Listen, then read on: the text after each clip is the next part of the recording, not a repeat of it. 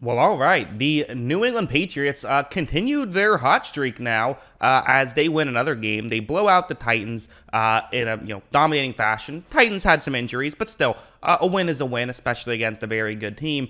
And I want to talk about Mac Jones for a second because I find him just to be such a fascinating player.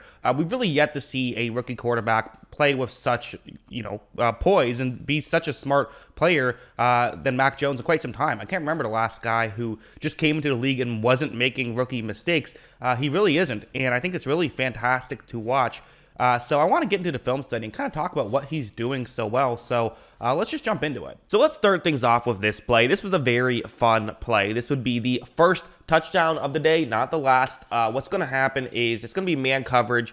And the way this play works is, you find the matchup you like best, especially when it's something like this, where, it's worth mentioning, third down and goal at the 4-yard line. You don't want to turn the ball over here, right? Because you might go for it on fourth down and try to get the touchdown, or you might not, but you want to be very careful because you're losing at least 3 points by turning the ball over, where that's not the case other places on the field. The guy they're going to throw it to here is Kendrick Bourne, so he's the one who's running the route that's going to get towards the back of the end zone, and these are good routes to run in this situation because of that low risk factor where you still have a pretty high percentage chance of getting the touchdown.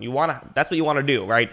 Is a high percentage chance of getting a touchdown with a low percentage chance of turning the ball over. Right when Mac Jones takes the snap, you're going to see as Bourne gets the outside leverage. This is well done by Kendrick Bourne on this one, so good job by him. And so now for Jones, what he has to do is he has to just make sure he pushes it further down the field. And look, Jones is going to put some air under it, which allows Bourne to, adjust to it. I would almost even say I would like it a little bit higher up, but it was still a very good throw, and you get the ball to where Bourne can make a play. Kendrick Bourne's been awesome this season. He's been really underrated. He was kind of one of those guys I talked about as an underrated signing for New England. If you remember, San Francisco didn't want to get rid of him. They liked him, but just, luckily New England was able to pick him up, and they've had a lot of success with him. Also, some stuff like this, which, I think this is a great example of kind of what people say about Mac Jones as the negatives and why I don't really fully agree with those negatives. It's going to be a zone coverage play, and you're going to run a play action and have a tight end run over the middle. So here we go. This is that kind of thing. And watch how when Jones takes a snap. So, linebackers move in, you get players out of position, you can now throw over the top and you can make this work. You can hit Jonnu Smith, who is open here. But there's going to be one small thing I like that Jones does. And typically a lot of people would say, this is, a guy got schemed open, not really that impressive. And to some degree, yes, like it's fair to say the play calling deserves the majority of the credit on this one. But I also do think that Jones deserves some credit for how he's going to make this throw. He does not just fire in a laser, and he doesn't just throw it the second it gets open. Watch him be patient enough to pick the right gap to make the throw and puts a little bit of air under it, right? That's what we talk about, is touch. It's not always who can throw the hardest. Actually, that was one of the critiques of Mac Jones coming out of college, which I didn't even really think was entirely fair. I thought it was overblown, was that he doesn't have the biggest arm, and my kind of point is like, okay, well, that's not all there is to football. Obviously, having a big arm helps, and he does still have a pretty solid arm. But what matters more is knowing how to use it and knowing when to put power into it and when not to, and he's already got this stuff down that usually takes guys years to learn. Something like this is fascinating. I'm really looking forward to seeing the all-22 and seeing exactly how this one worked out, but I still wanted to show it on this broadcast angle, which, by the way, if you're new here or, just never understood why, sometimes I do the broadcast footage, sometimes I do the all-22. All-22 usually comes out late Monday night or early Tuesday morning, so for the Monday videos, this is what we're stuck with. But regardless, I wanted to show this play anyways because I find it fascinating. So the way this works is you're going to have a tight end who, it's against cover 2, you have your tight end, Hunter Henry, who's going to try and take away the safety, and it makes sense. He is someone who's going to get extra attention.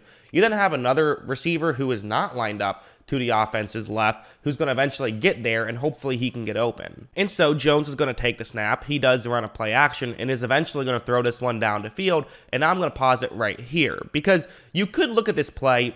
I know it's a little blurry. The guy who I've circled in yellow, that's the Patriots receiver. The guy who I've circled in black, that's the Titans defender. And on this play, this is kind of one of those situations where you could sit here and argue, well, this is a risky throw. A safety could undercut it and get the interception here. This also isn't just any safety. This is Kevin Byard, who is good. So you got to be careful when you're challenging him in any way.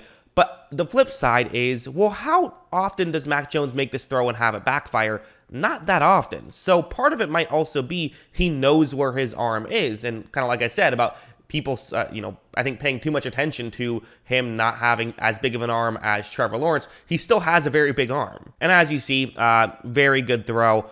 He does get it there just in the nick of time. Maybe it could have been an interception, but I actually think that that's probably a good play, unless he just got lucky. It's one of the two. Either it was a great decision or he got bailed out. But also another thing I say is guys who are accurate and have a big arm, well, their decisions look better because their throws work out more. Someone who isn't as accurate maybe doesn't make a perfect throw, it gets intercepted. Now that's a bad decision. That's kind of how it works. And also, again, something like this where it's just the timing of it all, where it's going to be man coverage. You're going to have Hunter Henry run a route over the middle as you have a Tennessee player who's going to cover over the middle. So it's, cover one play, 3rd down and 2.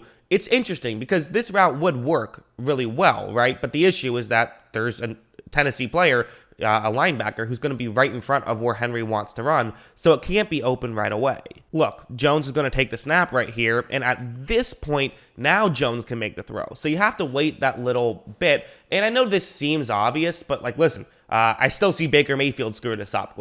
This is something. How many times have we seen Jameis Winston throw it directly to the linebacker over the middle? Joe Burrow had a mistake like that this year. I know that I'm naming a lot of young guys, but it is worth mentioning Mac Jones is a rookie, and he still can figure this stuff out well to have the patience to do this. Again, he throws a very catchable ball. Hunter Henry makes the catch. Those guys already have seemingly a really good connection. So just really good stuff all around from Jones. He does the little things so well, and it's why he's had such a good rookie season. So yeah, like I said, I think it's very fascinating stuff with Jones. I want to talk for a second just about the ceiling thing, because that's what people keep talking about, is Mac Jones clearly has a high floor but a low ceiling. This was a narrative I actually fought back hard against in the pre-draft process. I didn't agree because people kept saying, you don't trade up to the 3rd overall to draft Mac Jones. That's when there was talk of San Francisco potentially drafting him.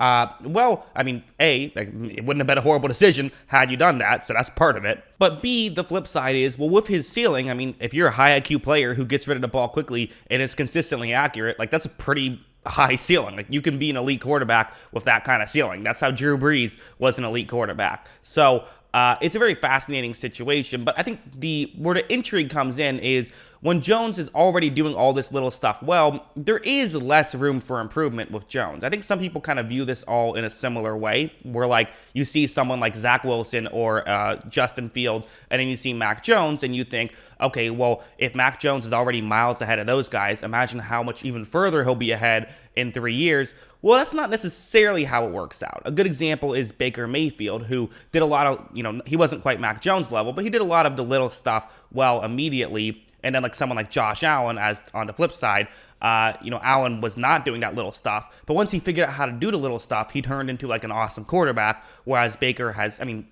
isn't as good right now as he was as a rookie. So maybe not a perfect example, but that's kind of the logic. However, I still do think that there's, a lot of value in Jones, and he's already really good. And there still is room for improvement. So I like what I'm seeing from Jones. What do you guys think? Let me know in the comments below. Always love hearing from you. And of course, as always, thanks for watching.